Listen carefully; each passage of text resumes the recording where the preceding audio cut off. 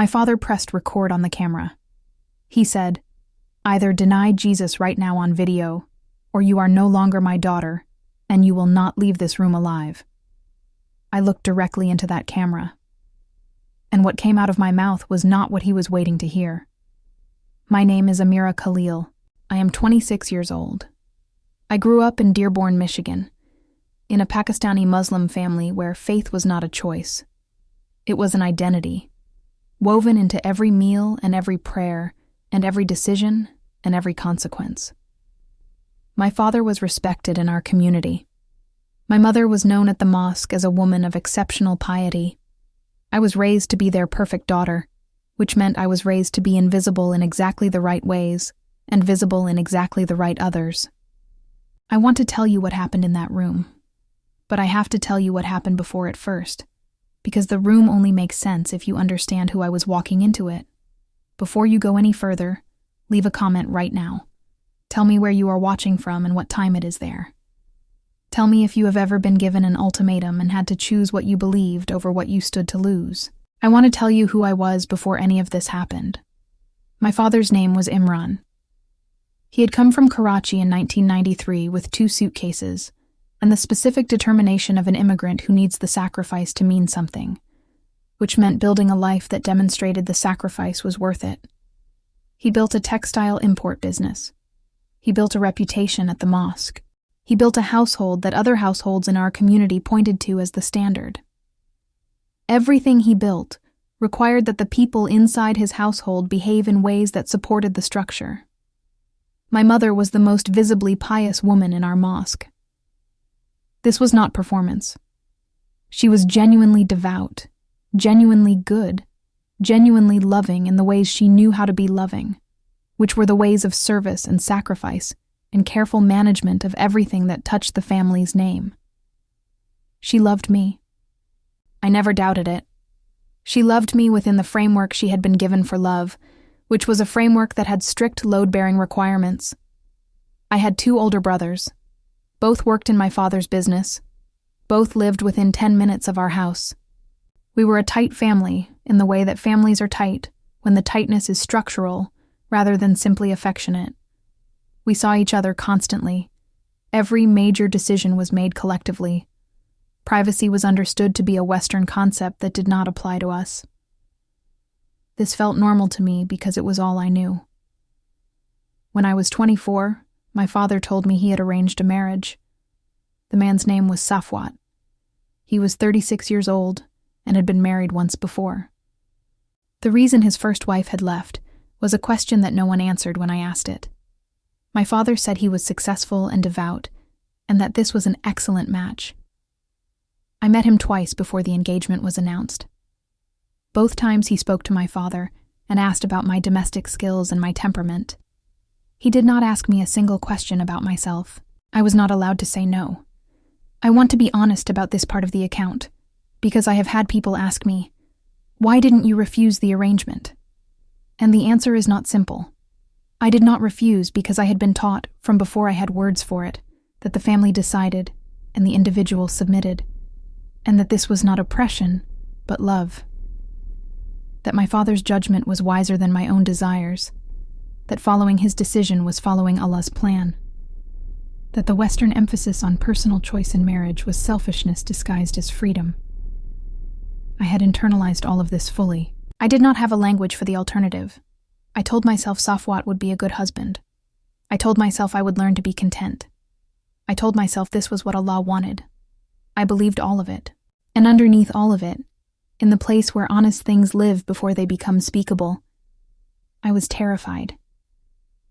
I was a good Muslim girl, not performing it, living it, with the sincere devotion of someone who had been given a faith from the earliest possible moment, and who had accepted it fully, and tried to honor it fully, and who had organized her entire self around it. I wore hijab from the age of 12. I memorized large portions of the Quran. I prayed 5 times every day, including the pre-dawn prayer that required me to set an alarm, and the prayer during lunch that required finding somewhere private at school, and neither of these ever felt like a burden because I believed. I believed in Islam the way I breathed, without examining the mechanism, just allowing it to sustain me.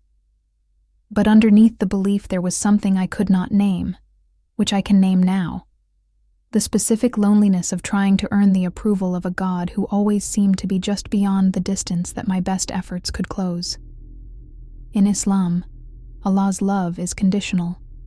It is given to those who obey sufficiently and withheld from those who fail. I tried to obey sufficiently. I was never certain I had. My only real freedom was my job. I worked 3 days a week as a hospital interpreter, English and Urdu, and some Arabic. My father allowed it because I was serving the Muslim community, and I wore full hijab, and I came directly home. It was the only time in my life that I existed as a person rather than a role. That is where I met Carol. Carol was a nurse in her early 50s. She was from Alabama originally, and she had the specific quality of warmth that some Southern women have. Not performed warmth, the real kind. The kind that is present before it has anything to gain from being present. She said hello every time she saw me. She remembered small things I had mentioned. She treated me like I was worth remembering. One afternoon in the break room, she asked about my life. I told her about the arranged marriage that was being planned. She asked if I loved the man. I said love wasn't the point. She was quiet for a moment. Then she said, "I don't think God designed you to live without love, Amira. I think He wants more for you than duty." I thought, that is the most American thing I have ever heard. But the words stayed. Over the following months, Carol became my friend, quietly, carefully, in the limited space available to me. I want to tell you about Carol because she is central to this story, in a way that the video version of it doesn't always convey. She did not evangelize me. She did not argue with me. She did not leave tracks in the break room, or make my faith a condition of our friendship. She was simply a person who loved Jesus and who loved people, and those two loves operated simultaneously in her, without apparent friction. She told me about her faith the way you tell someone about the significant person in your life when you've known them long enough to trust. Naturally, without pressure, as something that was part of the fabric of her existence rather than a position she was defending. She talked about coming to Jesus after her divorce in her 30s, about how she had been certain that God was disappointed in her for the failure of the marriage, and how Jesus had found her in that certainty and said, "I know what happened. I know who you are. Come." She talked about how the faith had changed the way she moved through the hospital. The dying patients she sat with at the end of their shifts. The families in crisis in the waiting rooms. She said, "I can be present with people in the worst moments, because I know the one who goes into the worst moments. I know he doesn't stay outside them." These were words I did not have categories for, but they pointed at the emptiness I had been carrying since I could remember, and they pointed at it from the outside, which meant someone else could see it. I had not known anyone could see it. I had managed it so carefully, so silently, for so long, that I had believed it was invisible. 6 months before my wedding, a wedding that had been arranged between my father and his business associate, to a man 12 years older than me who had asked my father about my cooking skills and my obedience, but had not once asked about me, Carol invited me to a Bible study at her house. I lied to my father about working late. I drove to Carol's house with my hands shaking on the wheel. There were 7 women in Carol's living room. They welcomed me the way you welcome someone who belongs, which was not how I had ever been welcomed anywhere. They made room for me in the circle. Carol opened her Bible. She read from the Gospel of John. "I am the light of the world. Whoever follows me will never walk in darkness but will have the light of life." I had been walking in darkness my whole life. I did not know that was what it was until I heard what the alternative was described as. The women talked about their relationship with Jesus. Not religion, relationship. They talked about coming to him with the broken things and having the broken things received. They talked about a God who did not wait for you to be sufficient before he loved you. They talked about love that was not conditional on performance. This was not how Islam spoke of Allah. This was not what I had been taught about God. And yet it was the exact description of the thing I had been starving for without knowing I was starving. I went home that night with a Bible hidden in my bag. The drive home was the strangest of my life. I had a Christian book in my car. If my father found it, the consequences were unpredictable. If my brothers found it, they would tell everyone I was being deceived by missionaries. If Safwat found out, the engagement would end, which at that point seemed like a consequence I might be able to live with, but which I had not yet found the language to say. I hid the Bible inside a textbook on my shelf. I waited until everyone was asleep. I locked myself in the bathroom. I sat on the bathroom floor with the light off and my phone screen providing the only illumination, and I opened the book I had been warned my whole life never to touch. I want to tell you what it felt like to do this, because the feeling is part of the testimony. I expected to find the corruption I had been told was there. The contradictions, the borrowed mythology, the distorted message of a prophet that had been rewritten by men with an agenda. I had memorized the standard Islamic arguments against the Bible. I was ready to find the evidence that confirmed them. What I found instead was something I was not ready for. I found the Psalms. I had landed there by accident, flipping through looking for recognizable territory. What I found was David talking to God the way I had always wanted to talk to God and had never been allowed to.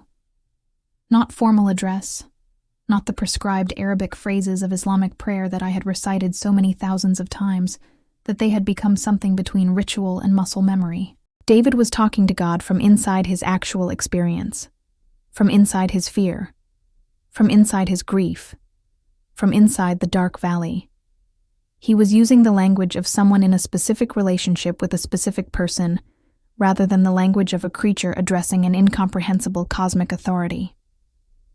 He wrote, "You are close to the brokenhearted and save those who are crushed in spirit." I read that sentence 4 times. Close to the brokenhearted, not the obedient, not the sufficient, not the ones who had prayed enough and fasted enough and covered themselves correctly. The broken-hearted. I had been broken-hearted for years. I had not told anyone, because broken hearts were evidence of insufficient faith, and insufficient faith was evidence of a flaw in the Muslim. I had managed the broken heart in silence for years, trying to pray it away, trying to obey it away, trying to serve it away. And David was saying God was close to it. I went home that night with a Bible hidden in my bag. I read it every night after my family was asleep, locked in the bathroom with the light of my phone. I started with the Gospels. The Jesus in the Gospels was nothing like the Isa of the Quran. The Quran's Isa is a prophet, honored, acknowledged, but safely human.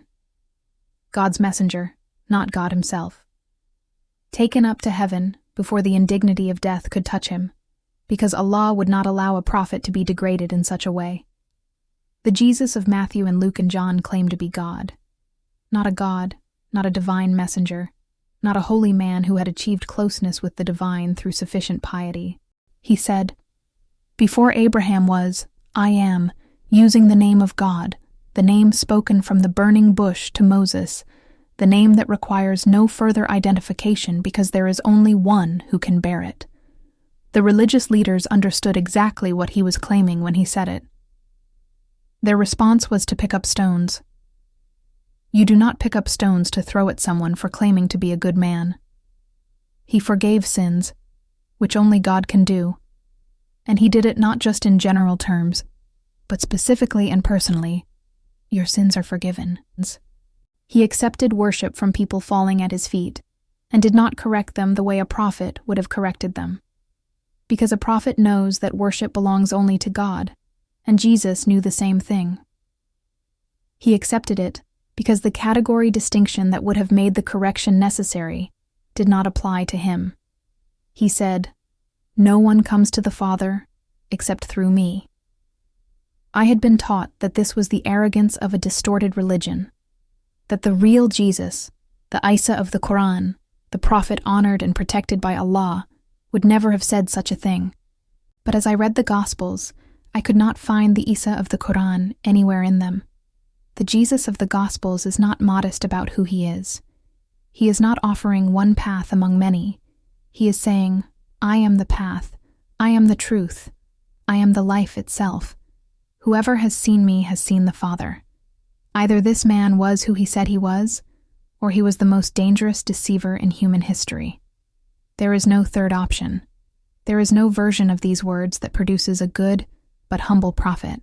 He also crossed every distance that everyone around him kept. He touched the people who were untouchable. He spoke to women as full human beings when the culture around him treated them as legal categories. He protected a woman from men with stones by saying, "Let him who is without sin cast the first stone." He ate with the people everyone avoided. He said he had come not for the righteous, but for the lost.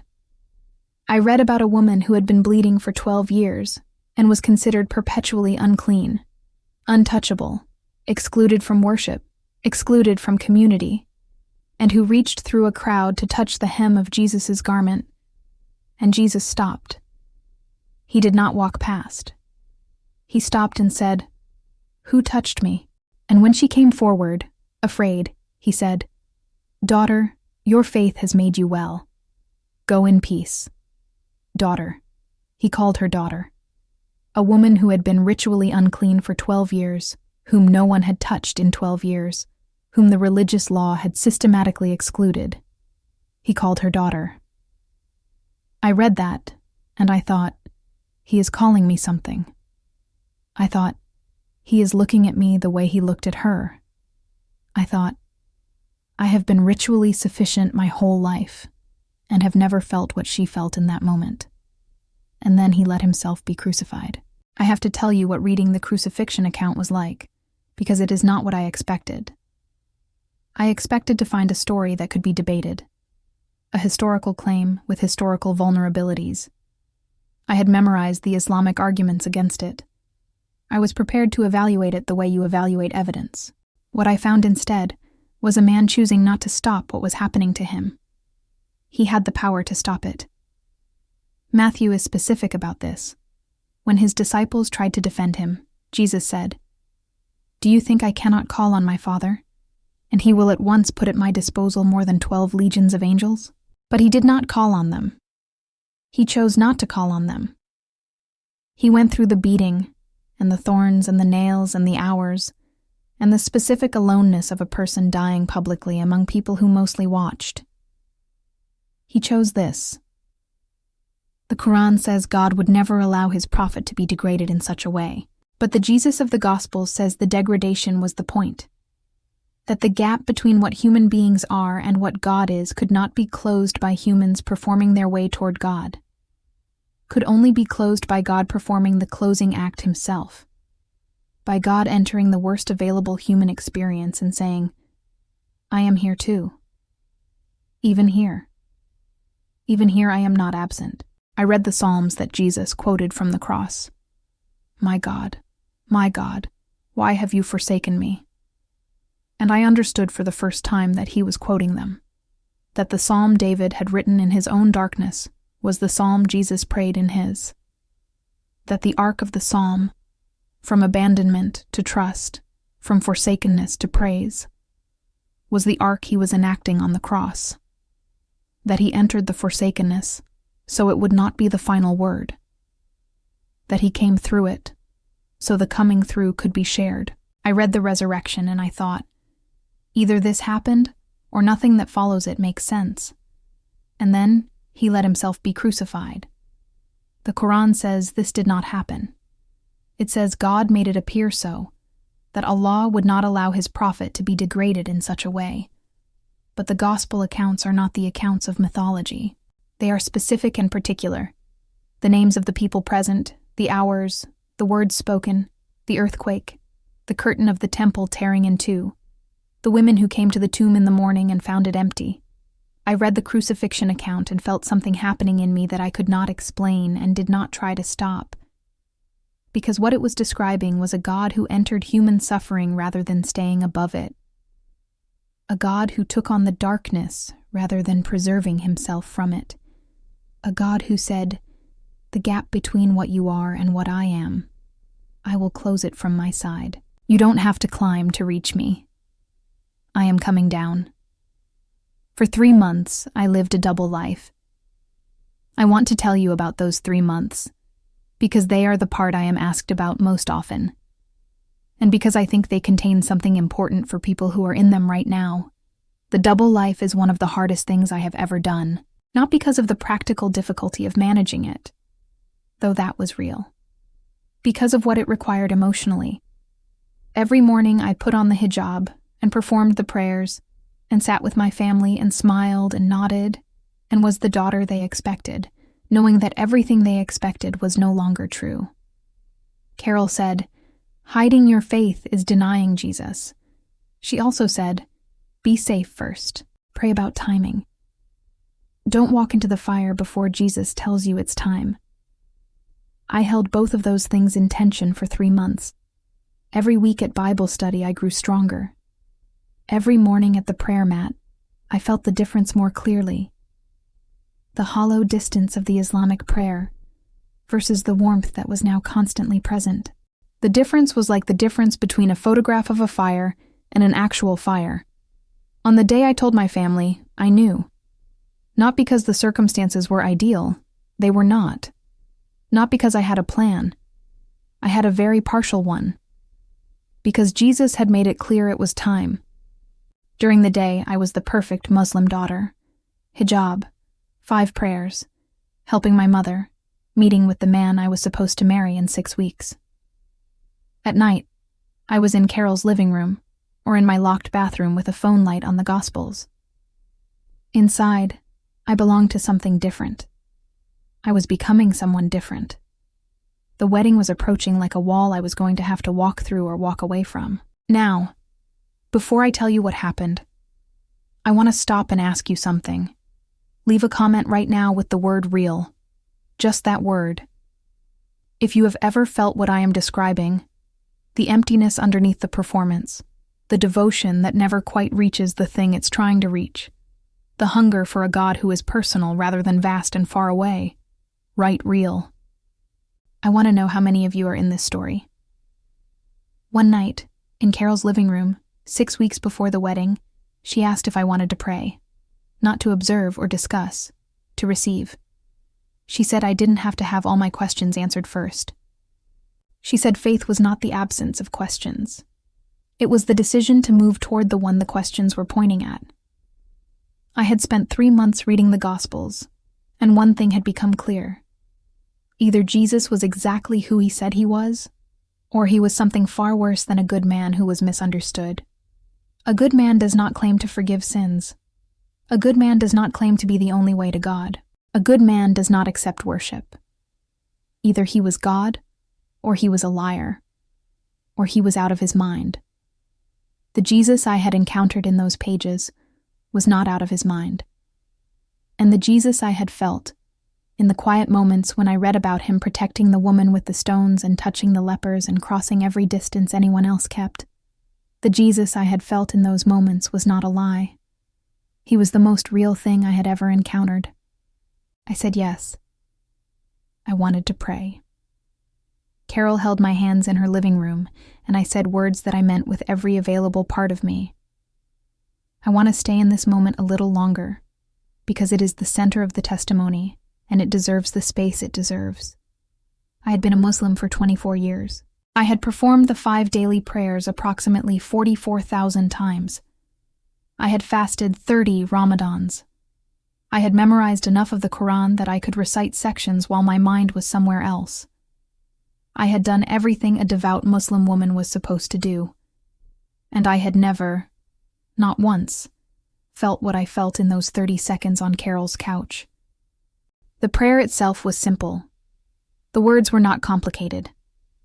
I said, "Jesus, I believe you are who you said you are. I believe you died for my sins, for all the performance, for all the failing. For every night I prayed toward someone distant who never seemed to arrive. I believe you rose. Forgive me. I give you everything I am. And then something broke. Not dramatically. Not with light or sound or any of the external markers that conversions are sometimes described with. Something internal broke, the way a log breaks in a fire. Quietly, along a seam that had always been there, releasing something that had been locked inside it. The weight of sufficiency left. The specific pressure of never being sure I had done enough, obeyed enough, been enough. That pressure simply stopped. It did not reduce gradually. It stopped, the way pain stops when the source of the pain is removed. And in the space the weight had occupied, something else arrived. I have tried many times to describe this, and I have always come up short. The closest I can come is warmth that was not from a source. Not from Carol's living room, not from the candle she had lit, not from the other women, from inside. From somewhere that was simultaneously more interior than my own thoughts and more exterior than anything in the room, present in a way that made everything else in the room feel like background. Someone was there. I had performed devotion toward Allah my whole life, without once having the experience I had in 30 seconds on Carol's couch. Because the God of the Quran does not come close. He watches, and he judges, and he rewards the sufficient and punishes the insufficient, but he does not come close. He is not the God of whom it is written that he is close to the brokenhearted. But this one came close. This one was present in a room in Dearborn, Michigan, in the body of a 24-year-old Pakistani Muslim woman who had just prayed for the first time in her life to a God who arrived. I said, Jesus, I believe you are who you said you are. I believe you died for my sins, for all of it, for every failure and every performance, and every night I prayed toward something distant that never felt close. I believe you rose. Forgive me for not knowing you sooner. I give you everything I have. All of it. The moment I finished the words, something happened that I have tried many times to describe and have always fallen short of. The weight left. Not a metaphorical weight. A physical experience of something that had been pressing on my chest and my shoulders since I could remember simply ceasing to press. The burden of sufficient performance. Of never being quite sure I had done enough, prayed enough, obeyed enough, been enough. Lifted. Not reduced. Gone. And in its place something warm and specific and personal arrived that I had no word for except presence. Someone was there. Not in the room the way the other women were in the room. Inside, closer than the air. I sat in Carol's living room, and I wept in a way that had nothing to do with grief. The weeping of someone who has found the thing they did not know they were looking for, because they had been told it did not exist. Carol held my hands, and she was crying too. She said, "Welcome home." 6 weeks later, on a Sunday afternoon, I told my family. I waited until after lunch when everyone was gathered. My parents, my 2 brothers, and their wives. I asked everyone to sit in the living room. My father asked what this was about. I took the breath you take before the thing you cannot take back. I said in Urdu, I need to tell you something that will be hard to hear. I have become a Christian. I believe Jesus is God. I believe he died for my sins and rose from death. I gave my life to him 3 months ago. I cannot marry a Muslim man when I am a Christian. I cannot deny what I have found. I am sorry for the pain this causes. But I have to be honest. The 3 seconds of silence after those words were the loudest 3 seconds of my life. Then the room broke open. My father came out of his chair. My mother was making sounds I had never heard from her. My brothers were on their feet. The words came at me like physical objects. Apostate, kafir, traitor, devil, shame, disgrace. My father grabbed my shoulders. His face was a color I had never seen it. He said, "What have you done to this family? Do you know what this means? You have destroyed everything." My brothers pulled him back. My mother was on the couch with her face in her hands. My brothers took me upstairs. They went through my room. They found the Bible. They found the journal I had been keeping. They took my phone. They locked me in my bedroom from the outside. I sat on my bed and I prayed. I said, Jesus, I knew this was coming. Be here. Don't leave me. Whatever happens next, be here. His peace arrived before I finished the sentence. Not the absence of fear, the presence of someone with me in the fear. The difference matters. I was afraid. And I was not alone in being afraid, which is a completely different thing from not being afraid. For 5 days, I was in that room. I want to tell you about those 5 days because they are the part of this account that I am most asked about, and because the truth of them is important. People ask, were you afraid? Yes, genuinely. Not performing courage, not performing faith. Genuinely afraid of what my father might do, of being sent to Pakistan, of the specific threats my brothers made on the second day about what happened to girls who brought shame on their families. People ask, did you doubt? No. This surprises people, but it's true. The doubt I had during the months of reading was the doubt of someone who hasn't yet decided. Once I decided, once I said those words to Jesus on Carol's couch and felt the weight leave, the doubt left with it. What replaced it was not certainty in the way of someone who has resolved every question. It was certainty in the way of someone who has encountered a person and knows the encounter was real. You don't doubt the person you met. You might have questions about the meeting, but you don't doubt it happened.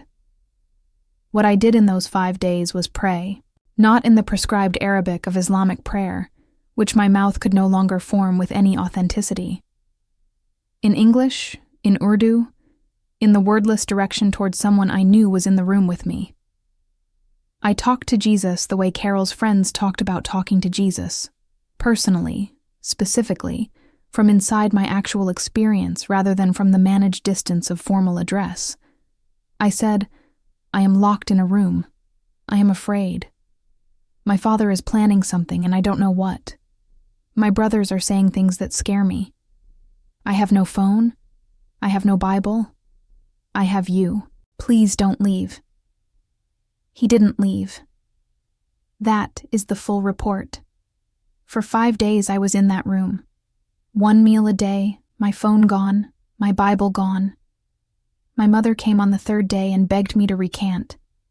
She said my stubbornness was killing my father. She said the wedding was 6 weeks away and we needed to fix this now.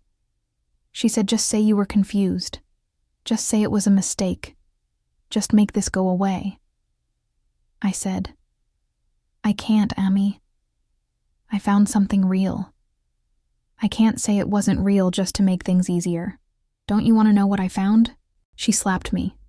She left. On the 6th day, my father and brothers came into the room. My father was holding his phone. He said, we're done waiting. We're making a video today. You'll sit in front of this camera. You'll say you were confused. You'll say you're sorry for doubting Islam. You'll declare you're Muslim. You'll say you're excited about the wedding. You'll say all of this clearly so everyone can see and hear. Then we'll send it to the community groups, and this will be over. I said, I won't do that. He said, you don't have a choice. Either you make this video, or you don't leave this room and you don't leave this house and we make arrangements for you to go somewhere you cannot cause us any more shame. He looked at me with an expression I had never seen from my father. Not rage, desperation. His reputation in the community was his entire identity. If his daughter was a Christian apostate, everything he had built was gone. His business relationships, his standing at the mosque, his status as the man with the pious family, the respected household. All of it. The camera mattered more to him than I did. I looked at my brothers. My brother Tariq had his phone on a tripod. My brother Bilal was positioning a chair. They were serious. They had decided. My father said, sit down. I sat down. He said, state your name. I looked at the camera. And I made a decision. The Holy Spirit gave me the words. I did not prepare them. They simply came, the way truth comes when you stop managing it. I said, "My name is Amira Khalil. I am 26 years old. I was born Muslim in Dearborn, Michigan, and I am now a Christian. My family is forcing me to make this video. They want me to deny Jesus Christ. I will not deny him. Jesus is Lord. Jesus is God.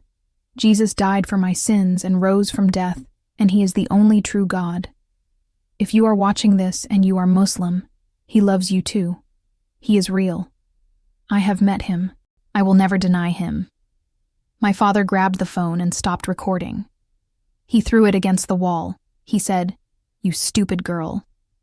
You think you've won something? You've signed your own end. We will make you disappear. We will tell everyone you eloped with a Christian man. We will tell the imam you are apostate. There are people who deal with apostates. You know what that means." And then Tariq's phone rang. He answered it. His face went white. He said, "Baba, the video is already online. It uploaded automatically to the cloud. Someone shared it to the family WhatsApp group. It's in the community groups. Hundreds of people have already seen it." My father stared at his phone, then at me, then at the screen. His hands were shaking. People were calling. Everyone calling at once. My father stared at the phone screen. He stared at the number of views, which was climbing visibly as he watched. He stared at the comments, which were in Urdu and Arabic and English, which were from every corner of the Pakistani Muslim network across Michigan and beyond. His plan had been to create an image. He had created an image, exactly the one I had produced for him when the Holy Spirit gave me those words. My name, my city, my face, my testimony. Heard by thousands of people he could not reach to silence. The phone calls were from imams and cousins and business associates and community leaders, all of whom had seen the video, all of whom wanted to know what was happening in his household. The Pakistani WhatsApp groups had lit up. The video had been shared into networks he hadn't known existed. It was in groups in England and Toronto and Houston. My face and my name were everywhere. He could not make me disappear now. Making me disappear was no longer a threat that had a plausible outcome. Too many people knew. Too many people had my face on their phones. Jesus had used their own architecture against them. They had built the camera and the cloud backup and the WhatsApp groups and the community networks that were supposed to maintain the control. And all of that infrastructure had become the mechanism by which my testimony traveled past every door they could close. I watched my father understand this in real time. I watched the defeat arrive in his face. Not the defeat of someone who has been beaten in an argument. The defeat of someone who has run out of moves. People were calling. Everyone calling at once. The video was spreading. Thousands of views within the hour. It was in the Pakistani Muslim networks across Michigan and beyond. It was moving faster than anyone could stop it. My family could not make me disappear now. Too many people had seen my face and heard my name and heard me say, "Jesus is Lord and I will never deny him." Jesus had protected me using their own trap. They had built the cage and he had made it into a platform. My father looked at me for a long moment. The rage had drained into something I had not seen before from him, which was defeat. He said, "Get out. Take nothing. You are not my daughter. Don't come back." My brother stepped aside. I walked out of that room. I walked down the stairs. I walked past my mother, who was in the kitchen, and who would not look at me. I opened the front door, and I walked into the Michigan winter with the clothes I was wearing and nothing else. I had memorized Carol's address. This was one of the things I had done in the weeks before telling my family, because Carol had told me, "Have a plan. Have somewhere to go. Don't count on having a phone when you need it." She was right about all of it. I walked in November in Michigan in a hijab and a coat that was not warm enough, with no phone and no wallet and no identification, down streets I had grown up on, and that looked completely different from the position of someone who had just walked out of everything she had known. The street lights, the other houses with their lit windows, cars passing. Nobody stopped. I thought about Jesus walking roads. I thought about the disciples who left everything, their nets, their tax tables, their families, and followed him down roads to places they hadn't planned to go. I thought, they were afraid too. They were not heroes before they became the story. They were people walking down roads not knowing what came next. I walked for 2 hours. My feet blistered. My body, weakened by 5 days of inadequate food, was using everything it had to keep moving. My mind was doing the specific work of someone who has just lost everything, and is simultaneously in the grief of it, and in the remarkable fact that the grief is not crushing them the way they thought it would. I had thought losing my family would be unsurvivable. I was surviving it. I was cold and weak and blistered and surviving it, and the presence that had arrived on Carol's couch was still present, walking beside me on a Michigan street at 9 p.m. Jesus had said he would not leave. He had not left. I had memorized Carol's address. I walked. It took 2 hours. It was cold, and I was weak from 5 days of 1 meal a day, and my feet hurt, and I kept walking because Jesus walked with me. I could feel him. Not metaphorically. I could feel him the way you feel someone walking beside you. The specific quality of not being alone. I knocked on Carol's door at 9 p.m. She opened it and gasped. She pulled me inside. She fed me. She held me while I cried. She called her pastor. The pastor ran a ministry for former Muslims. He had seen my video. It was already at 100,000 views. He came within an hour. He said, "Sister, you spoke truth at great cost. Now let us help you rebuild." The church helped me find housing and work. They connected me with other women who had walked this road and who became my family, not the family of blood, which I had lost, but the family of the Spirit, which I had gained, which is the family Jesus said he would give to anyone who followed him at the cost of the other one. My video continued to spread. Within a month, it had crossed 500,000 views. It was shared into Muslim community networks across North America and England and Pakistan. Some of the comments were calls for my death. Some were accusations that I had been paid by Christians or seduced by a man. But some were messages from Muslim women who said, "I have felt what you described. I have the same emptiness. How did you find this? Is it real?" I answered every one of those messages. In the year after my escape, 9 women reached out to me who were asking the questions I had asked. I walked through those questions with each of them. I gave them Bibles. I pointed them toward the Gospels. I said, "Read the Gospels, and then tell me who Jesus says he is and whether that matches what you have been told he said." 7 of those 9 women gave their lives to Jesus. 7 women who watched a video that my father made to silence me found their way to the one my father was trying to make me deny. His trap became the testimony that freed them. That is the kind of God I serve now. The one who enters the worst thing and produces something the worst thing was not designed to produce. The one who said, "What they meant for harm, I will use for good."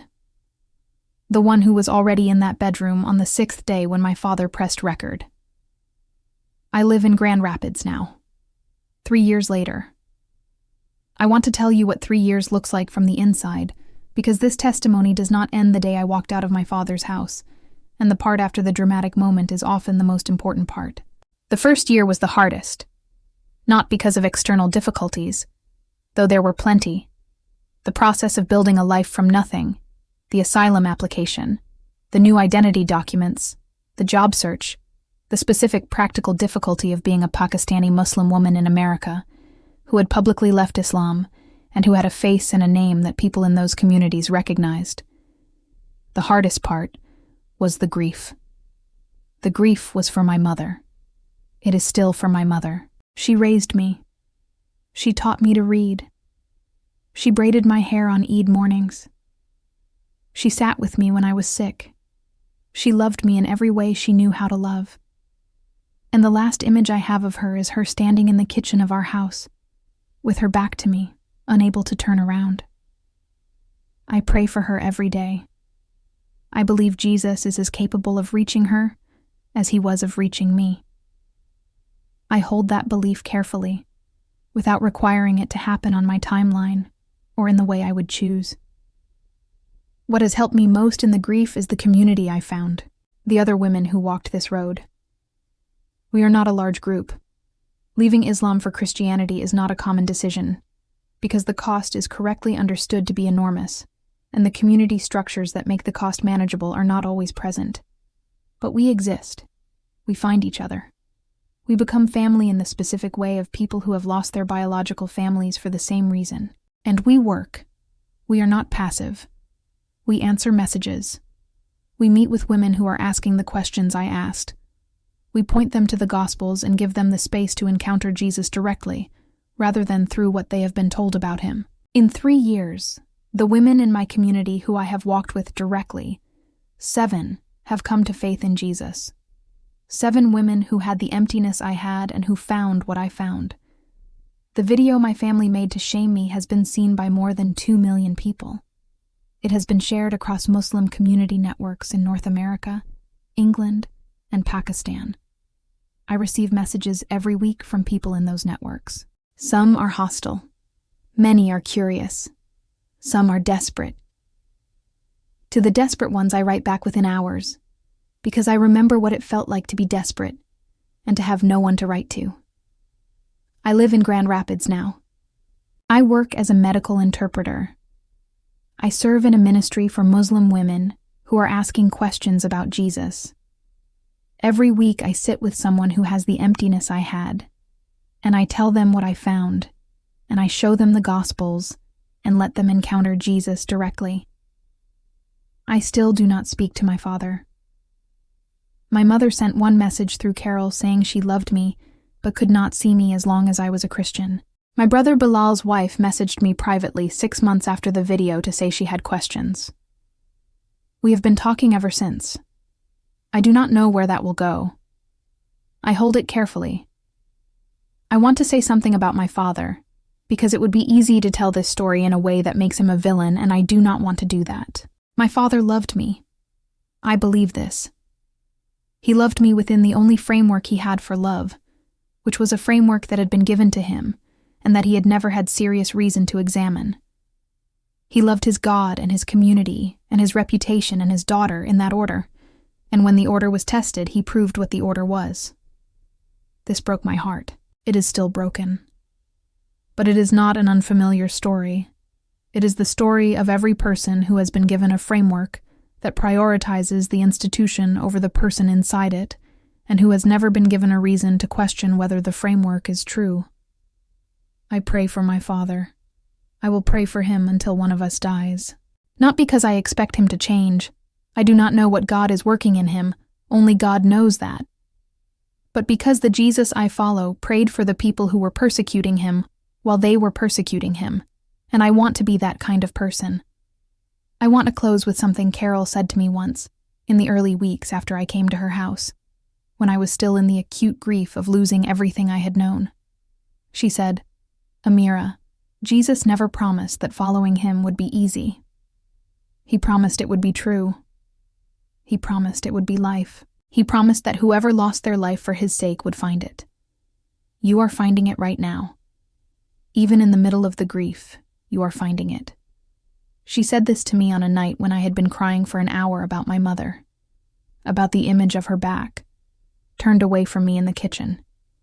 Carol sat beside me, and she did not try to fix the grief or argue it smaller. She just said, "Let it be what it is." Jesus was acquainted with grief too. He is not afraid of yours. I want to give you that. Not the platform version of this story. The dramatic video, the 2 million views, the women who came to faith through my testimony. The kitchen version. The version where a woman sat on a bathroom floor with a phone light for 3 months reading a book she had been told was corrupted. The version where the prayer that changed everything was simple and plain and met with everything available. The version where the walk to Carol's house took 2 hours and blistered my feet and was worth every step. That is the testimony. Not the dramatic center. The texture of it. The way it actually felt. The way it still feels 3 years later, when I wake up in the morning and the presence is still there. Not as intense as Carol's living room, not as specific as the 6th day in my bedroom, but there. Constant. The way warmth is constant in a room with a fire. You do not have to be standing at the fire to be warm. You just have to be in the room. He promised it would be true. He promised it would be life. He promised that whoever lost their life for his sake would find it. You are finding it right now. Even in the middle of the grief, you are finding it. She was right. I am finding it. I am still finding it, 3 years later, in every conversation with a woman who has the emptiness I had. In every morning when I wake up not alone. In every moment when the specific warmth that arrived in Carol's living room is still present the way it was the night it first arrived. He has not left. He said he would not leave. He does not break his promises. If you are watching this and you are Muslim, not the Muslims who want to debate me, I am not interested in debate. I have done enough of that. The Muslims who have the emptiness, who have the questions they are afraid to say out loud, who have been performing a devotion that never quite reaches the God it is aimed at. What I have described is real. The emptiness is real, and the one who fills it is real. Read the Gospels. Read them without the framework you have been given for what they say. Read them and ask Jesus directly, if you are who you say you are, show me. I am asking. He will answer. He answered me in Carol's living room. He answered me on the 6th day in my bedroom when my father pressed record. He answers. This is what he does. This is who he is. Write real in the comments. Let me see how many of you are here. And subscribe to this channel if you want to hear more.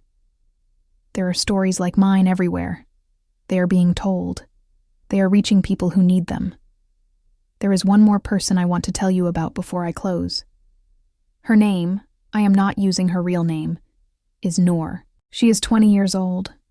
She is the daughter of a Pakistani family in a city I am not going to name, because naming it would name her, and she is not ready to be named.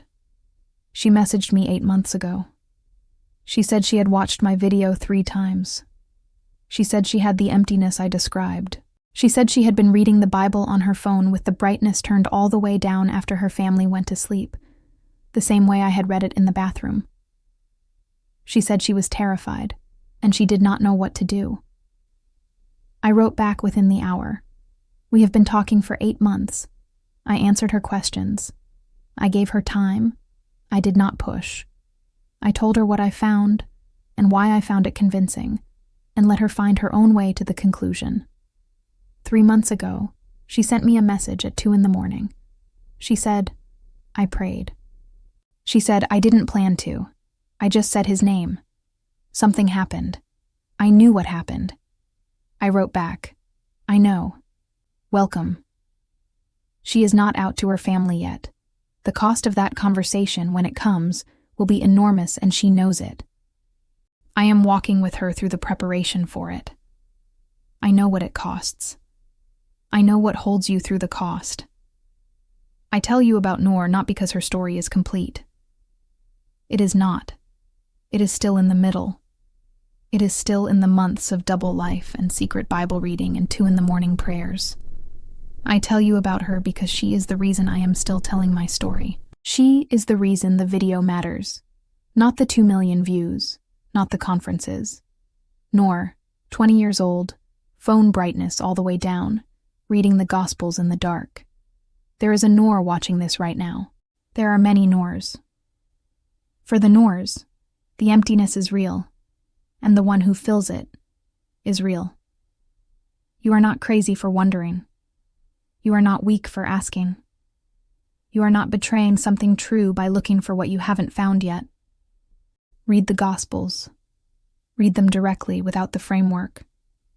Read them and ask, Jesus, if you are who you say you are, show me. He showed me in Carol's living room, and on the 6th day in my bedroom when my father pressed record. He will show you wherever you are. He is already showing you. That is why you watched this far. Real. I want to say one final thing, for anyone watching this who has been the Carol in someone else's story. Carol was 52 years old when she sat down across from me in that break room. She had been a nurse for 26 years. She had sat with more dying people than she could count. She was not a missionary. She was not a theologian. She was a woman who loved Jesus and who loved people, and who asked a young Pakistani Muslim woman if she wanted to have tea.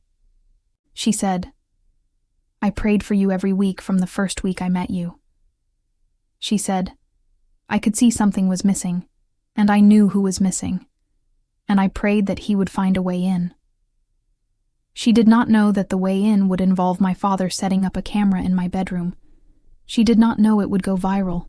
She did not know about the 2 million views, or the 7 women who came to faith, or nor with the phone, brightness turned all the way down. She just prayed. Every week. And she invited me to a Bible study. And she gave me a Bible she said I could keep secret if I needed to. And she opened her door at 9 at night when I knocked with blistered feet and no phone and no plan. That is the work, not the dramatic parts. The weekly tea. The weekly prayer. The door that opens at 9 at night. If you are the Carol in someone's life right now, keep going. You don't know what you're building. You don't know what your weekly faithfulness is accumulating toward. You don't know whose bedroom and whose city is going to fill with light one night because of the prayer you said for them last Tuesday. Keep praying. Keep your door open. Keep being the kind of person who makes room in the circle. You are building something you cannot see yet. Carol could not see it. She built it anyway. Real. May Jesus walk with you today, and in every day that is still ahead of you. Amen.